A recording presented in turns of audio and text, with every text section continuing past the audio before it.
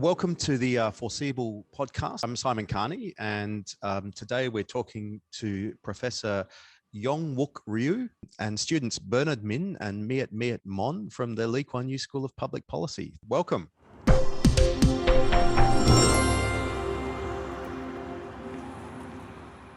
So we're talking about the situation in Myanmar. And Professor, maybe if we could start, just perhaps you could tell us a little bit about the paper that you've just written. Yes, so I and a couple of my students from Myanmar, we decided to co-author a paper on the current situation in Myanmar. The main message that we wanted to get out through that paper is, yes, there's the principle of non-intervention that ASEAN has always cherished, but there's also entirely new set of principles, norms, and values that ASEAN has been trying to promote, at least for the past 20 years. And therefore, the ASEAN's approach towards the current political situation in Myanmar has to be this delicate balancing act between emphasis on norm of non-intervention, but also emphasis on these other norms, principles, and values. And our view is that if the military in Myanmar continues to violate these other norms, values, and principles, such as principles of democracy, good governance, rule of law, constitutional government, promotion and protection of human rights, then ASEAN should be prepared to take some hardline actions. And one specific recommendation that we made is, if the situation turns sour and gets worse due to the military's violent crackdown of the pro-democracy protesters, then ASEAN should be prepared to maybe temporarily suspend Myanmar's membership of ASEAN. So we got that message out to the public. Absolutely, absolutely. So this is really ASEAN's biggest challenge since the Vietnamese invasion of Cambodia in the 80s. Is this a make or break moment for ASEAN? That's a question for me? Yeah. Well, okay. So that's actually a big question. So I don't know, right? My crystal ball is not as clear as someone else's. As you said, I do think that this is the most serious existential threat to ASEAN, since Vietnam's invasion of Cambodia in the late 1970s. Not only because it puts in danger ASEAN's long-standing objective of keeping the region in peace, free of external military intervention, but also it explicitly and egregiously violates ASEAN's norms, principles, and values. And therefore, it will weaken ASEAN's centrality, relevance, and unity, but also it defeats ASEAN's social purpose, Why does ASEAN exist if it cannot handle a major political situation in its own neighborhood? So yes, so I think it's a major issue for ASEAN to deal with. Absolutely. Before we go into the implications for ASEAN and the possible implications of suspending or expelling Myanmar's membership, I'd just like to ask Bernard and Miet, what are you hearing from your friends? What's the situation like on the ground? Because your paper was released last week, I think, and already the situation has worsened. So maybe if you could just tell us a bit about what you're hearing from friends and colleagues and family on the ground in Myanmar. I'll let Miet start off on that because she's got a pretty good handle domestically. In Yangon, things are very bad. So Yangon is, I would say, is in complete chaos. So I have seen photos of factories being burned down that spread to houses, and then police started shooting in the neighborhood, and then police started shooting the protester. The protester was found to be dead and then dragged away, and then some of the bodies cannot even be obtained by the family itself. So things are really, really bad back home. It's a dreadful toll. It's very much the protest movement seems to be very much driven by the youth. Yes, they use. So most people who were shot dead are young people. So the youngest I could see so far is only 15. She's only 15. She hasn't even finished her high school yet. Yeah, it's dreadful, dreadful. Bernard, what are you hearing from your friends? I think what we need to also recognize on the ground that the Myanmar people are very much at a point of desperation. If you understand the kind of brutality that they are undergoing from day to day and the fact that they're living in fear, there are reports of people being killed on site with the intention being shot to kill overnight, that there are terrorist kind of tactics of terrorism where people are being kidnapped overnight from the safety of their own homes. And the people are very much in a point of desperation, almost reaching out to try find any form to make progress in terms of, I guess, alleviating the situation at this moment. And I think what you also have to understand in terms of where is this desperation coming from? And we started off before the pre-coup in terms of suffering from economic crisis as a result of COVID. We had an outbreak of COVID back in September or August last year, and it had been getting worse. And so a lot of people, especially those of lower socioeconomic backgrounds, were suffering to begin with. And now they're at such a point of desperation where they feel like we would rather die fighting for a future of democracy than live under a military junta. And this is the voice of desperation, that people are willing to die because they're at a point where they are so broken down, especially by the past impact of COVID as well. And this couldn't be a worse time for such a thing to happen, for the military coup to take place. It's really a loss of hope, isn't it? I mean, Myanmar after the democratic transition was a bright, bubbling, fast-growing economy, a very hopeful, very optimistic place, and now that seems to have been erased. And I guess there must the feeling on the ground must be a sense of hopelessness, because we all know that the military aren't the type to sort of back down. That's correct. Yeah, absolutely. And I think there, in some ways, there is some hope that's being provided. And you see that in the language of unity as well on social media, where people feel like we're in this together as well to try and make ourselves and pave a way for a better future. So I think in that way, there is a sense of unity that might even in such dark times can provide some form of hope as well, that we are in this together and we want a better future for everybody. Are we this is a question to everyone, are we spiraling towards a situation of civil war? Yeah, I will allow you to put your views there as well. The civil war, because for me, the civil war is the one which is a war between arms and arms, right?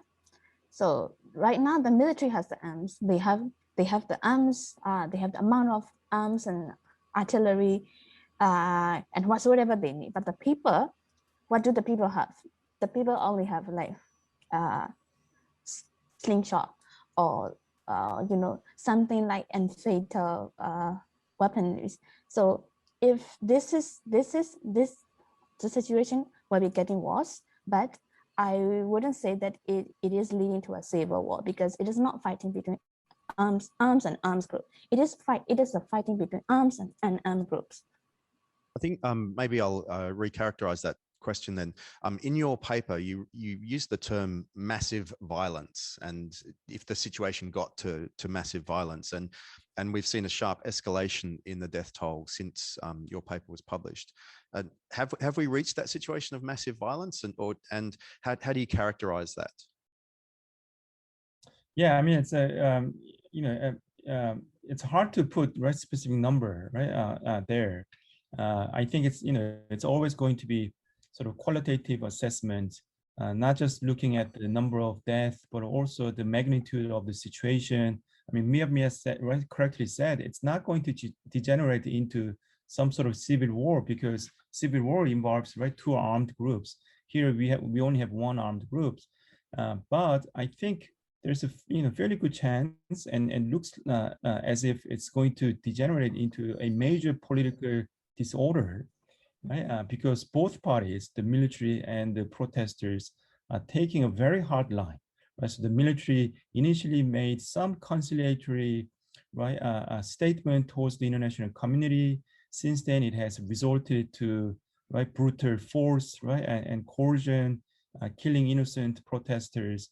The protesters, on the other hand, right, have also taken a very hardline position, and they are not willing to, right, give in to the military, right, and they want nothing less than, right, return of full power to the NLD, and maybe even the, you know, sort of punishment of the top military generals or expelling them from Myanmar. So since these two parties are taking a very hardline position, it's hard to find, right, room to maneuver for negotiated outcome. And if that's the case, right, I think you know, it could evolve into a major political disorder. Now, have we actually reached this stage of massive violence?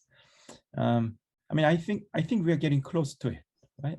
And you know, something that has been really surprising to me is we haven't seen much urgency coming from ASEAN, right? So there was an initial ASEAN, right, meeting, right, earlier this month. It issued a statement, but since then, you know, ASEAN has also gone into sort of a quiet mode. And given the serious nature of this political crisis in Myanmar for ASEAN's existence, you know, it's really surprising to me that, you know, we haven't seen much action coming from ASEAN so far. Where do we, of the members of ASEAN, you know, who's going to be able to drive this, and where will the cracks appear? Because I imagine that you're going to have some members of ASEAN who probably favour a more interventionist approach. You know, not saying it out loud, but they probably, you know, might want to move in that direction. But there are going to be other members of ASEAN who you know, very clearly don't want that. Where are the cracks going to appear? Yeah, I mean, you know, that's an interesting question, right? So first of all, I wouldn't use the language of intervention, right? I would actually call it being caring, right, towards other members of Southeast Asia. It's being non-indifferent to a major situation in your neighborhood. And whenever we speak of intervention, right, it automatically invokes this, you know, sort of adverse and negative memories of, right, colonialism, right, of Southeast Asian countries. I don't think anybody is advocating military intervention in Myanmar, right? You know, it's all about political engagement with both the military, right, and the protesters, so that they could find some sort of negotiated outcome, right? So that's first point. The second point, right, it will have to be Indonesia, right? So Indonesia has always been de facto leader within ASEAN, and Indonesia has also taken initiative, along with Brunei, which is the chair country for ASEAN this year, to start consultation within ASEAN, right? And then it was the Indonesian foreign minister who flew to Myanmar to meet with the CRPH, right, the perceived representative organization of NLD and the protesters, as well as the military, which led to the second and third, right? The informal ASEAN ministerial meeting, right, on the 2nd and 3rd of March, which produced a statement, right? But since then, right, it's, as I said, ASEAN has gone back into more quiet mode, and I think, you know, it's time really for ASEAN to get its house in order and take specific actions, right, and policies on this particular issue. I mean, it's not time for ASEAN to sit idly and watch what's happening. There's got to be a lot more urgency coming from ASEAN. Yeah, and that's, I guess it's also, it's this Southeast Asian identity and sticking up for Southeast Asian people, I guess, is the question, whether ASEAN can be the body that actually affects that. Yeah, I mean, we don't know whether it can be the body, but it is the only body that can do it, right? And, you know, it has also paid a lot of lip service, right, in the past to its own centrality in shaping regional affairs. So if it's not doing anything about this Myanmar situation, then obviously it's weakening its own centrality, right? And if you look at this statement that I mentioned, right, that was released after the informal ASEAN ministerial meeting, there was a paragraph 2 which emphasizes all these ASEAN communal values, right? The constitutional government, right, rule of law, protection and promotion of human rights, and so on and so forth. You know, there's a little point in reciting these good values and principles. unless you actually take actions to uphold them, right? And it is time for ASEAN to take actions to uphold these principles and show that, you know, ASEAN is made of not just, right, this protective sort of non-interventionist principle, but also all these other positive norms and principles, which suggest that ASEAN is a genuine regional community where people care about, right, things that happen, right, in the neighborhood. I guess if ASEAN doesn't act, then it leaves it open to the, you know, the wider global community, the US and Europe and China, to become much more active participants in this. And then you could sort of see that the conflict in Myanmar would then sort of lead to, you know, bringing in the US-China tensions and so forth. This is really, I guess, a moment where ASEAN perhaps actually needs to step up and be the leader, be recognized as the body to deal with this. Do you think that's something that will happen or could happen? Well, absolutely. I think ASEAN will have to step up, right? If it doesn't, then I think external powers will see an opportunity to move in and utilize, right, this domestic political trouble in Myanmar for their own advantages. You know, we know that for example, the UN and the West, right, especially the US, probably would not have much leverage over the military, right? They've already severed their ties with the military. China had some, right, influence, and so does Japan. But I think the only actor that can actually mediate between the military and the protesters is ASEAN, right? And here ASEAN has, you know, certain set of advantages over everybody else. So first, you know, it has a proven past track record of mediating between the military and the protesters throughout the 1990s. It has a proven track record of mediating between the military and the international community, right? In 2008, during the Cyclone Nargis crisis. And it actually understands the complicated and complex political dynamics, structure, right? The diverse and conflicting interests of not just the military and the protesters, but also various ethnic groups in Myanmar. And finally, the military actually feels quite comfortable to sit down and talk with, right, ASEAN member states, whereas, you know, its comfort level with, for example, China, right, or the West, you know, it's not at the same level. So ASEAN is the only actor that can play some meaningful role, and it needs to step up. Yeah. So structurally, what's stopping ASEAN from doing this? So my sense is that it's actually going through a consultation stage, right, within ASEAN. So the way ASEAN operates is based on consultation and consensus. So that's why it takes a long time, right? When we need urgency, it still needs to go through this consultation with all the other members. So I think that's where ASEAN is. And of course, not everybody is on the same page, right, with regard to the Myanmar and as to what to do. I think there are some members, such as Indonesia, the Philippines, right, and maybe supported by Malaysia and Singapore, that push for slightly hard line action, right, towards the military. And then there are other members of ASEAN, you know, that are, I mean, either indifferent or sympathetic, right, to the situation, right, that the military in Myanmar is in. So, for example, you know, Thailand, which, you know, is typically a sort of a, you know, has a very active civil society, right, groups, which, you know, which upholds, right, human rights and so on and so forth, has been very quiet. I mean, and we know why, right? Because Thailand had its own military coup, right? Therefore, you know, it doesn't want to make a big deal out of this military coup in Myanmar. And then the more authoritarian, right, governments in Indochina, they also don't want to say too much, right, negative things against the military. Maybe there's some, right, government-to-government connections, right, between these other authoritarian South Asian member states and the military in Myanmar. So because ASEAN, right, within ASEAN, there's a diverse set of views on this issue. That's why ASEAN is not you know, able to take concrete action towards the current situation in Myanmar. Yeah, I guess I hope that there's a lot of stuff happening behind the scenes that we don't know about. Yeah. What would the implications be of suspending Myanmar's membership? Would that, I mean, you say that's one solution in the in your paper, or one suggested action, but could that actually then sort of push them outside the room, so to speak? Yeah, well, so I mean, both Bernard and Mia feel free to come in, because these folks know a lot more about the domestic situation in Myanmar. Yes, the danger of suspending Myanmar's membership of ASEAN is to push Myanmar closer to China, to Beijing, right? So we know that the military cannot rely on the UN or US or the West or Japan, for that matter. So there's only one, right, outside option, which is Beijing, right? And of course, that's not a positive, right, development for ASEAN. But my view is that we are already in a situation where we cannot seek to maximize, right, on all these other, right, values or goals that ASEAN is going after.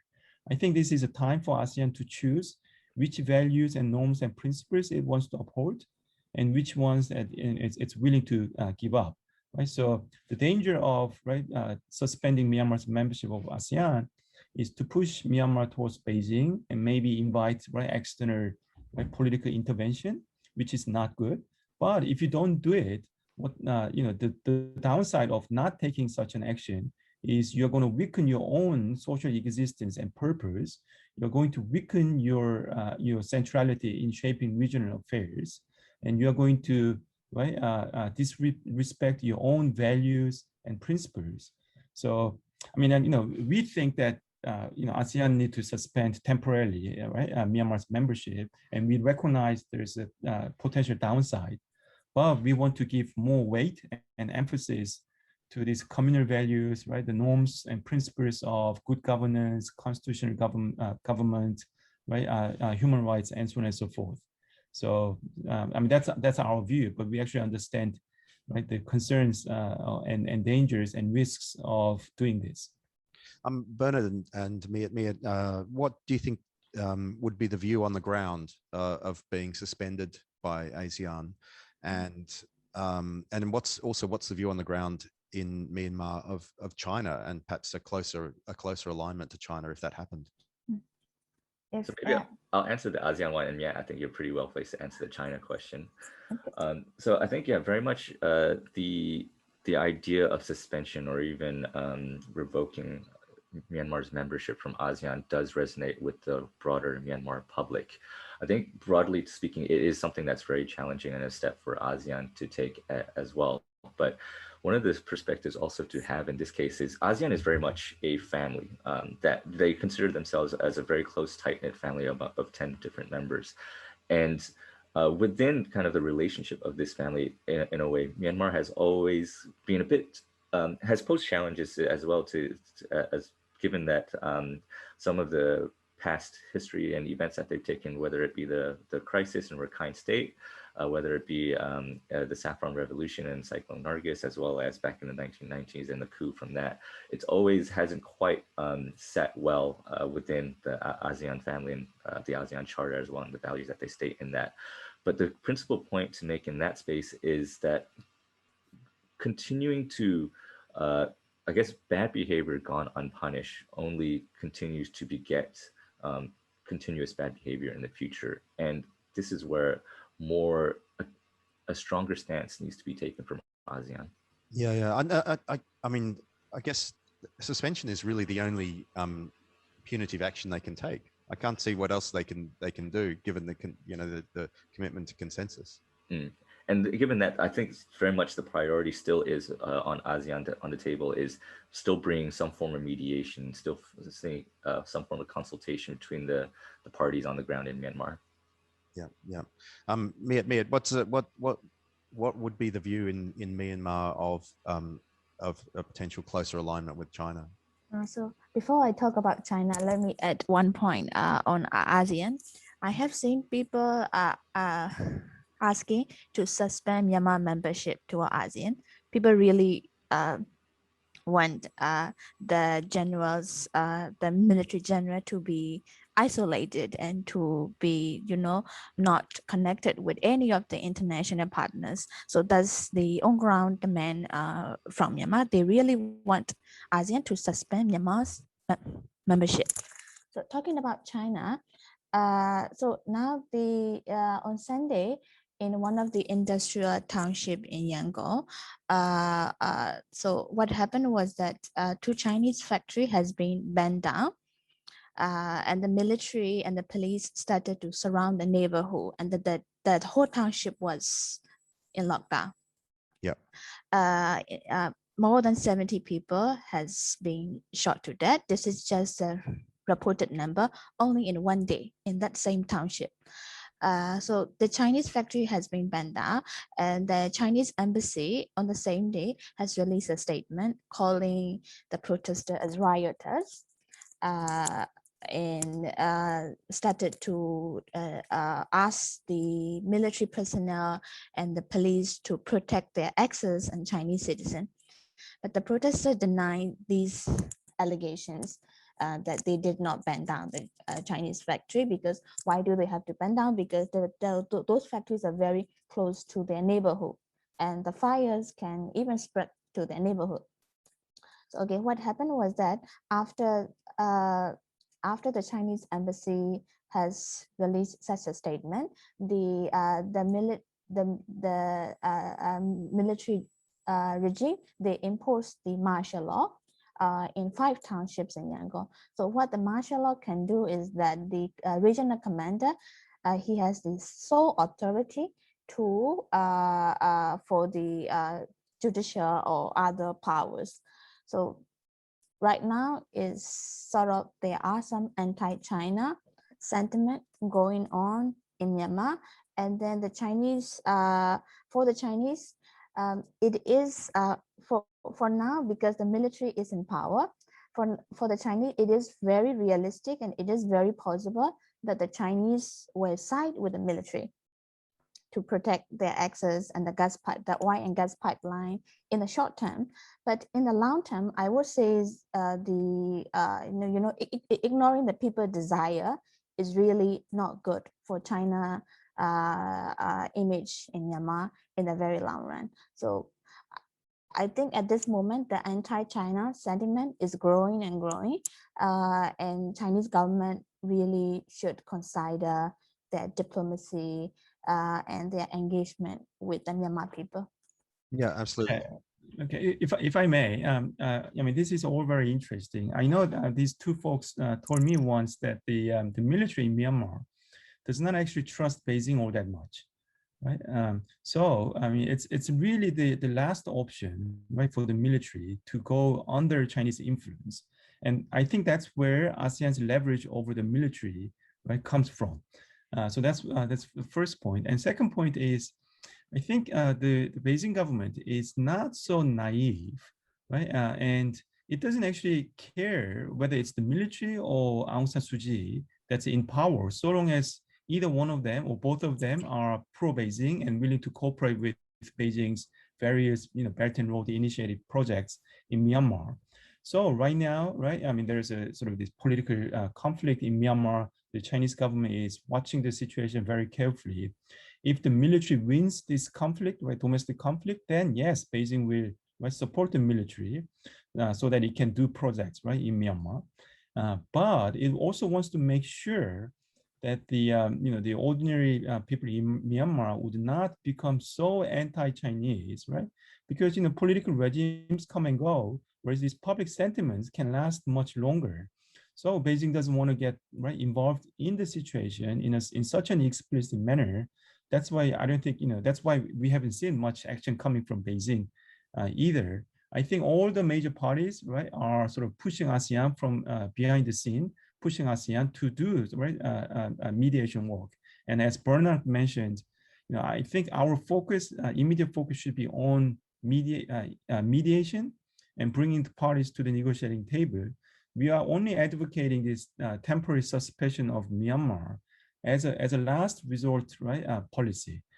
If the situation doesn't improve, if the military continues, it's a violent crackdown of the protesters, that's when ASEAN should be prepared for hardline measures against the military. What was the relationship with Beijing like with the former government, Aung San Suu Kyi's government? Well, I mean, once again, both Bernard and Mia, feel free to jump in. I mean, Aung San Suu Kyi was not anti-China, right? She was willing to work with Beijing. I mean, some people suspect that she was doing this, so that Myanmar was not too dependent on the West, right? So having multiple outside options is always better because it improves your bargaining position vis-a-vis external powers. So Aung San Suu Kyi was happy to make progress on BRI project with Beijing. The Chinese government met with Aung San Suu Kyi and so on and so forth. And of course, she was happy to develop relations with the West at the same time. Can I add one more point to what Prof has made? So basically, the quasi-democratic government from 2010 to 2015, that quasi-democratic government led by the military generals, they don't really have a they did not really have a proper relationship with China, because the My Son Dam, which is a strategically located hydropower dam project in the northern Myanmar, was suspended by the quasi-military, quasi-democratic government. Since then, China has been a little bit worried about such kind of projects being suspended by their former friends. And then during the Aung San Suu Kyi period, what also drove her to lean more towards China was the Rohingya crisis in Rakhine State. So a lot of the Western partner has condemned the crisis, and then for her government, it was just China to rely on that. And then the Chinese government, at the same time, their diplomacy was also, expanded to different layers of political entities and public. For example, they invited political parties to come and meet with the CCP in Beijing. They offer a lot of scholarship to the Myanmar students, and they really, like the Chinese government, they really wanted to maintain positive image of China with their public diplomacy effort in Myanmar during the Aung San Suu Kyi period. How does that compare with the perception that, like, the soft power of some of the ASEAN states in Myanmar? Does ASEAN have soft power in Myanmar, Bernard and Myanmar? So far, yeah, because the people can, the ASEAN is very culturally connected, like Thailand and Cambodia. We share a lot of same culture, same type of food, and etc. But especially after February 1, the inaction by ASEAN has drove the people to not very positive view toward ASEAN as an institution, but not ASEAN people, because the other ASEAN people, what we call MIKTI alliance, like Malaysian, there's a MIKTI alliance group in Malaysia, Indonesia, Thailand. So these political activists in other ASEAN countries have already made it clear that they stand with Myanmar. So the people are very connected with people to people, but not with the institution, I would say. Do they? I guess it's a feeling of abandonment. I know the British traditionally had quite a strong diplomatic presence in Myanmar. Is there a sense that the people of Myanmar are looking further afield for support? I can answer that in a way. I think the Myanmar people are, like I said in the very beginning, the Myanmar people are at a point of desperation where they are trying to grasp onto whatever support that they can get. Even the sentiment on the ground at this point is that many are calling for R2P, or the right to protect, as well, for the UN to evoke this. And this is the kind of desperation that people are reaching out for. Whether or not that's a realistic outcome is a different question entirely as well. But yes, the Myanmar people are at a point of desperation where they are trying to grasp onto whatever help that they can get from the outside. Okay, what's the right to protect? I'm not familiar with that. It's actually responsibility to protect. So what it means is, if there's a major humanitarian crisis involving innocent, right, civilian population, then an external power should use military force to intervene to protect that innocent civilian population. But you know that debate you know was relatively hot in early 2000s, and then the international community decided that this R2P, the responsibility to protect, has to be exercised through the UN Security Council. Now we all know that the UN Security Council, right, cannot come to an agreement. Yep. So I mean the chances of R2P being applied to Myanmar is rather unrealistic and very low. But as you know, Bernard mentioned, I think it's it's just reflecting desperation on the ground, right, among the ordinary Myanmar people. They want international community to help them, right, as much as it can. And here, once again, we all agree that it has to be ASEAN that is leading the international community to assist the protesters, the pro-democracy movement, right? Not necessarily by demonizing the military, but bringing these two sides to the negotiating table, right? So, I mean, I keep saying this: it's only ASEAN that can do this. Yeah. On that point, I think we'll probably wrap it up. But maybe it's quite a fast-moving situation. But maybe I could ask each of you to give us a little forecast of what you think might going to happen in the next month or so. Why don't we start from Miat then? Yeah. So for me, my speculations is very pessimistic because we just received news last night that the whole country will be the internet will be shut down. So starting from Monday, there was no mobile data. People can only access the Wi-Fi. But the issue, the military issued a statement last night that the Wi-Fi and other cables, internet cable services will all be shut down nationwide. So, which means that all the communications back to Myanmar will be cut off. So people are now buying radios to access the information and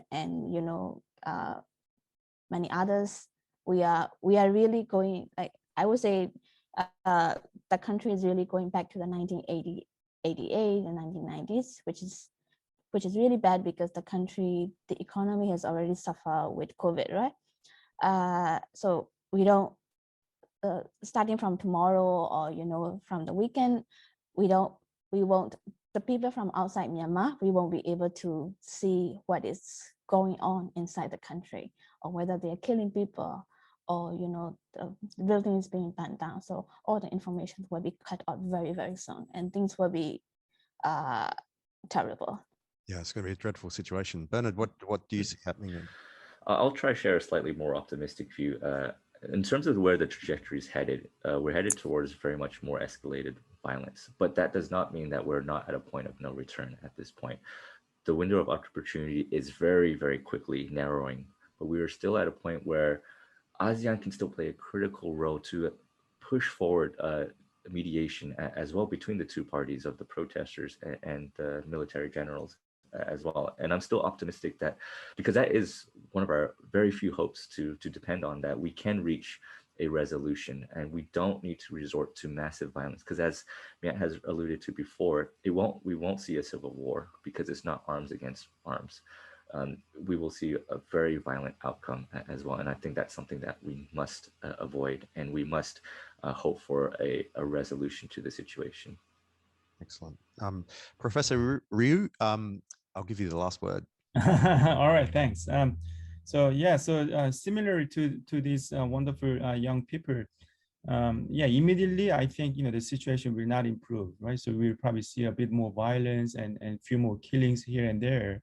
If ASEAN steps up and steps in, right, to mediate between the two parties, then I think we will need to pay attention to exactly what the negotiated outcome could become, right? We might go back to the the the 1990s, right? And then sort of some sort of political compromise between the military and the NLD, then we are actually back to the square, right?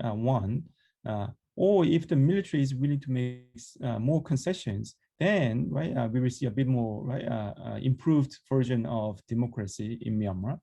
If the protesters give in and the military insist on its own current position, then we know that we are actually going back to earlier period in Myanmar's history.